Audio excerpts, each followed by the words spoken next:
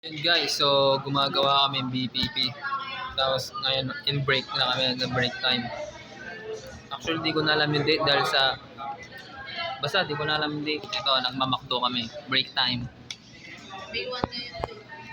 Ngayon ha, ayaw mo na yung date. Hindi na kumakain sila guys. Yung akin, marami. Expensive. Sana lang, ganun lang. So, nagpa-practice. Tapos, dahil Good afternoon, sir. Good afternoon, sir. Sasabihin ko naman na for one cycle, masyadong mataas yung targets kasi nga, hindi tayo mag-break even sa one cycle. Kailangan natin ng 2 cycles. So, Ay, hindi tayo mag-break even sa first cycle na. kaya masyado siyang mataas. Ilang totals na 9,000 dito? 1,000. Tapos sa ano? Sa Sasabihin ko yan. So, yung break even point po namin is our business standard. Well, mag-aamount po to a total of 16,621. Kung makikita nyo po, kung i-compare po siya dun sa product to volume service standard.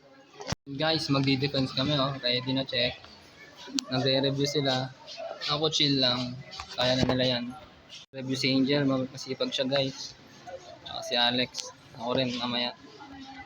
Thesis dependent na namin. Na-approve kami. Ano? Na-approve sila. Ay hindi, pati pala kami na-approve. No, Kim, approve din kayo, no? Thumbs up. Ganyan, no? Masaya nga yung si Kim, makakatulog na siya. Yay! Ba, true naman na. Makakatulog na. 9? Basta, yun guys. Wala na ako alam sa kanya.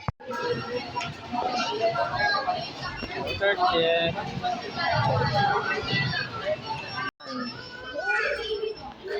Ayun sa yung resibo nito.